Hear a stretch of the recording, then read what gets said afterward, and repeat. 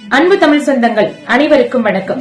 வருகிற நவம்பர் 25 செவ்வாய்க்கிழமை அயோத்தியில் ஸ்ரீ ராமபிரான் கோவில் முழுமை பெற்றதற்கான வெற்றி கொண்டாட்டம். 500 ஆண்டுகளை கடந்த தர்மயுத்தத்தின் மூலமாக கிடைத்த உலகமே வியந்து பார்க்கக்கூடிய, இனி பல 100 ஆண்டுகளுக்கும் எடுத்துரைக்கக்கூடிய வரலாற்று வெற்றி. அயோத்தியில் ராமர் கோவில் முழுமை பெற்றதற்கான வெற்றி. முகலாய ஆட்சியின் போது 1528வது வருடம் பாபரின் தளபதி அன்றிருந்த ராமர் கோவிலை இடித்துவிட்டு பாபருக்கான மசூதியை கட்டினார் என்பது வரலாற்று சான்று. அதன்பின் 60 ஆண்டுகால போராட்டத்திற்கு பின்னாக 1986இல் பாபர் மசூதியின் கதவுகள் திறக்கப்பட்டு இந்துக்களுக்கும் வழிபடும் உரிமையை கொடுத்தது உச்சநீதிமன்றம். மீண்டும் உச்சநீதிமன்றத்தின் மூலமாக பாபர் மசூதிக்கு முன்பாகவே ராமர் கோவில் இருப்பது நிரூபிக்கப்பட்டு 1992 டிசம்பர் 6இல் பாபர் மசூதி இடிக்கப்பட்டது.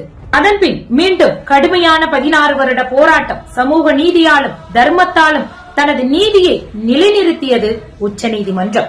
2020 ராமர் கோவில் கட்டுவதற்கான பணி துவங்கப்பட்டது. 2020 ராமஜென்ம பூமி தீர்த்த கஷேத்ரா அறக்கட்டளை உருவாக்கி அதன் மூலமாக இந்தியா முழுக்க பல கோடி மக்களின் அர்ப்பணிப்பு காணிக்கையாலும் பல கோடி பக்தர்களின் ஒருங்கிணைப்பாலும் தனது கட்டிடத்தின் பிரம்மாண்டத்தை உருவாக்க துவங்கியது ராமர் கோவில். இன்று உலகெங்கும் வாழும் இந்திய சொந்தங்கள் ஜாதி, மொழி, இனம், மதம் பாராமல் கொடுத்த ஒவ்வொரு அர்ப்பணிப்பு காணிக்கையாலும் ஜொலித்துக் கொண்டிருக்கிறது ராமர் கோவில். சென்ற வருடம் 2024 ஜனவரி 22 ராமர் கோவிலின் திறப்பு விழாவும் அதனைத் தொடர்ந்து பாலராமனாக ஸ்ரீ ராமரின் சிலை பிராண பிரதிஷ்டையும் செய்யப்பட்டது. அதன்பின் இந்த ஒரு வருடமாக திருக்கோவிலின் பணி முழுமையாக நிறைவுற்று வருகிற நவம்பர் 25 அன்று 190 அடி உயரமுள்ள துவஷ்கம்பத்தில் கொடியேற்றி தனது வெற்றியை கொண்டாடுகிறது ஸ்ரீ ராமபிரான் திருக்கோவில்.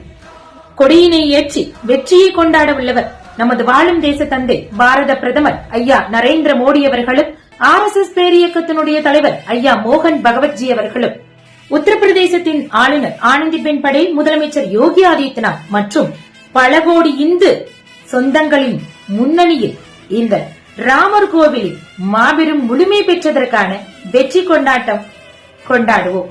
நாமும் நமது இல்லங்களில் நவம்பர் 25ஆம் தேதி அன்று மாலை விளக்கேற்றி அனைவரும் வழிபட்டு ராமபிரானின் அருளை பெறுவோம். நன்றி.